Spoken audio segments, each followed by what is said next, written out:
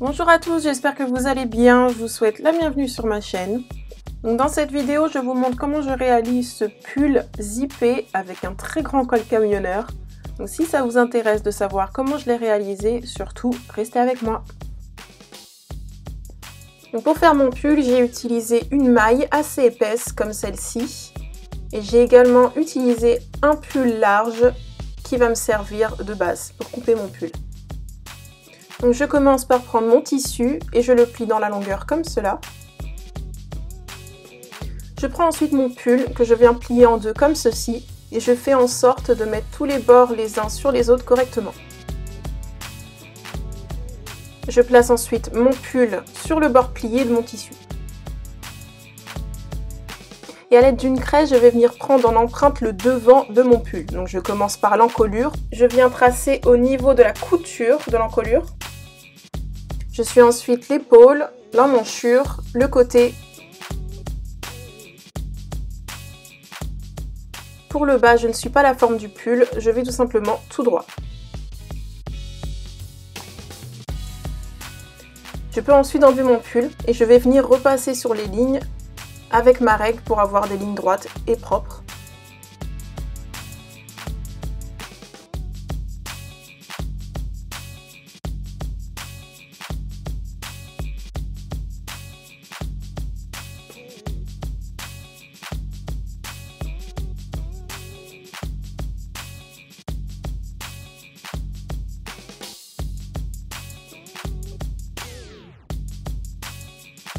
Je vais ensuite élargir mon encolure, donc je rajoute 1 cm en largeur encolure et 1,5 cm en profondeur.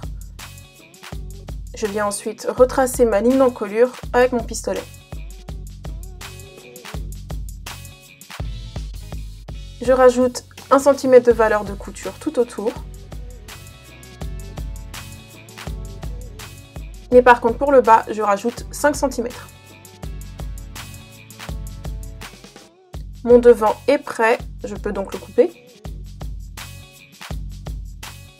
Je vais rajouter quelques épingles tout autour pour le maintenir plié et qu'il ne bouge pas.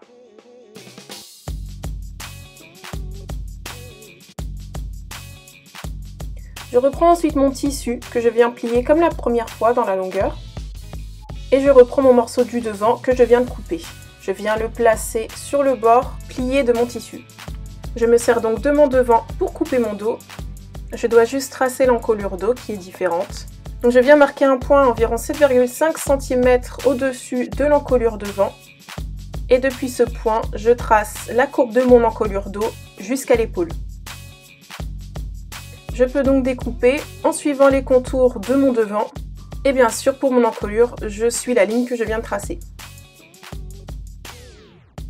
Et voici mes deux éléments, dos et devant. Je vais à nouveau prendre mon tissu et le plier dans la longueur comme précédemment pour couper ma manche. Et je vais également reprendre mon pull et placer ma manche sur le bord plié de mon tissu. Donc il s'agit du dessus de ma manche que je place sur le bord de mon tissu, donc qui est dans le prolongement de la ligne d'épaule. Ensuite, je viens tracer les contours de ma manche à l'aide de ma craie.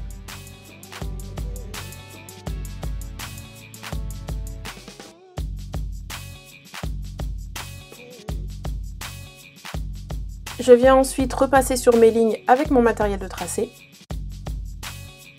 Pour la largeur du bas de manche, je veux que ce soit un petit peu large car je vais rajouter un élastique. Donc je mesure 12 cm depuis le bord plié. Et je peux ensuite relier ma tête de manche à mon bas de manche. J'ajoute 1 cm de valeur de couture en tête de manche et au côté. Et je vais rajouter 5 cm pour le bas.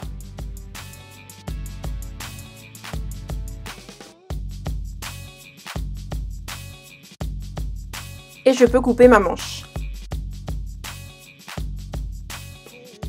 Je n'oublie pas de faire un cran au ciseau pour marquer le sommet de ma manche.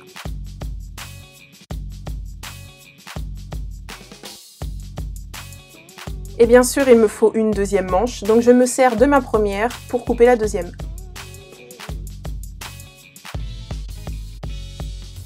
Maintenant, je vais me munir de mon élément devant, car je veux couper une fente au milieu devant pour pouvoir insérer un zip. Donc je vais couper en suivant le pli sur environ 10 cm.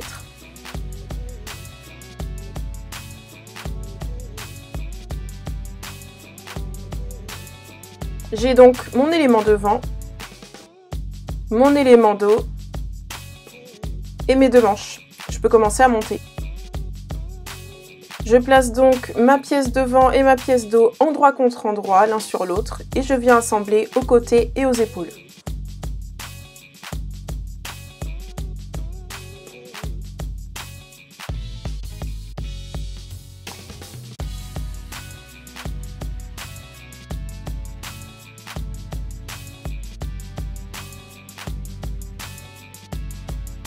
Voilà à quoi ça ressemble. J'ai également surjeté les coutures, mais c'est optionnel. Je veux ajouter un grand col à mon pull, donc ce que je vais faire, c'est mesurer mon encolure en entier.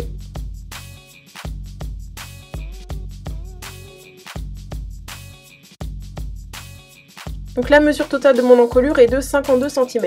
Je n'ai pas pris en compte la fente. Maintenant, je vais donc couper un rectangle de 52 cm de large et de hauteur, pour moi, 30 cm. J'ai choisi 30 cm car je vais prendre une fermeture à glissière qui est de 40 cm. Si je déduis déjà la fente de 10 cm que j'ai sur mon pull, il me reste environ 30 cm pour la hauteur du col. Donc voilà à quoi ressemble mon col. Je vais l'épingler à mon encolure. J'épingle d'un bout à l'autre de mon encolure sans me soucier de la fente pour le moment.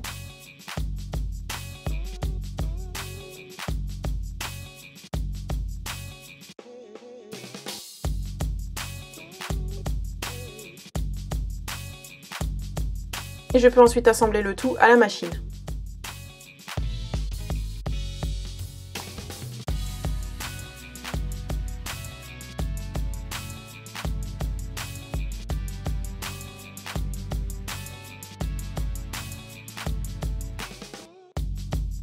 Il est temps que je mette mon zip car ma fente commence à se déchirer.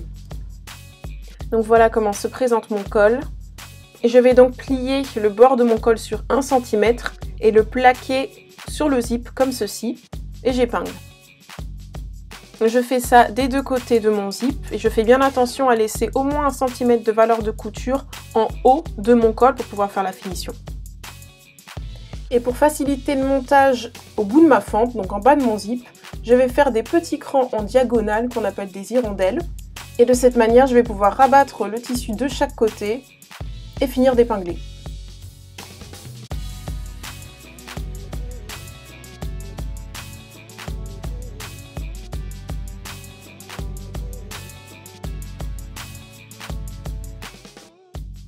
J'ai tout épinglé, maintenant je vais venir passer un fil de bâti, donc un fil à la main pour tout maintenir.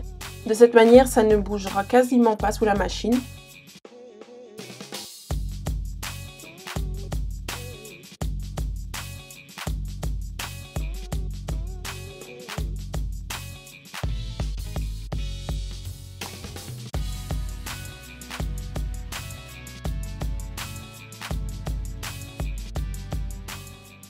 Et voici à quoi ça ressemble. Je vais maintenant surpiquer à quelques millimètres du bord.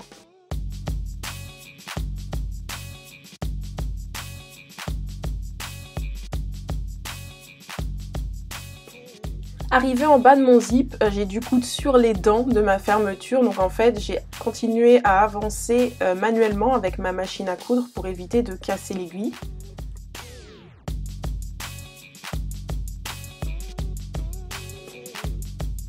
Et voici à quoi ça ressemble. Le résultat n'est pas parfait, mais ça me convient. Donc je peux maintenant enlever mes fils de bâti. Et voilà à quoi ressemble mon col pour le moment. Donc j'ai surjeté le haut de mon col. J'ai également décousu un petit peu le zip en haut pour pouvoir ensuite faire ma finition, faire mon petit tourlet. Et j'ai également surjeté le bas. Il est temps de passer aux manches. Donc je vais tout simplement fermer ma manche en piquant à 1 cm. J'en ai profité pour également surjeter ma couture et surjeter le bas de ma manche. Et ce que je vais faire ensuite, c'est rabattre le bas de ma manche sur 5 cm. Donc c'est la valeur de couture que j'avais laissée. Je plie donc tout autour sur 5 cm et j'épingle. Je peux ensuite assembler à la machine. Je vais laisser une petite ouverture car je veux insérer un élastique à l'intérieur.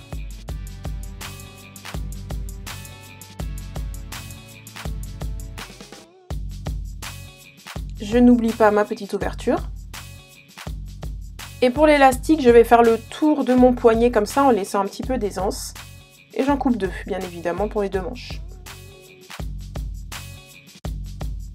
J'insère mon élastique à l'aide d'une épingle à nourrice.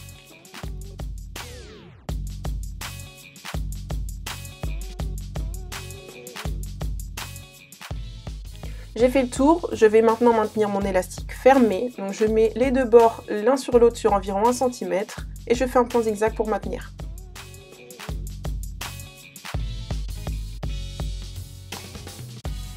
Mon élastique est bien à l'intérieur, il ne tourne pas, c'est parfait. Je peux maintenant refermer ma petite ouverture.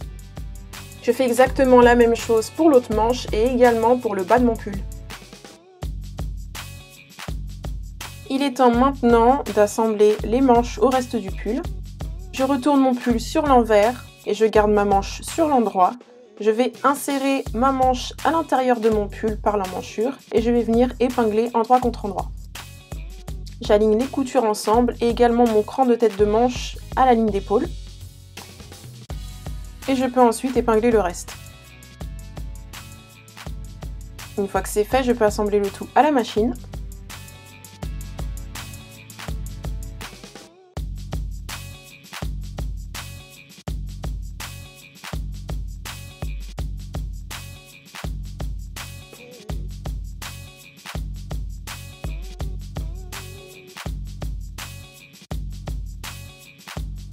J'ai donc assemblé mes 2 manches, tous mes élastiques sont insérés, voilà à quoi ça ressemble.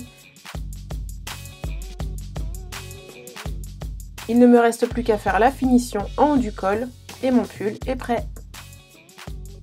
Je suis vraiment contente d'avoir pu faire une pièce basique comme celle-ci en un temps record.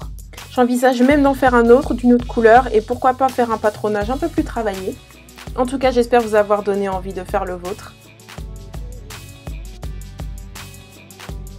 Je vous invite à vous abonner à ma chaîne pour voir plus de contenu comme celui-ci. Et en attendant la prochaine vidéo, portez-vous bien. À très vite.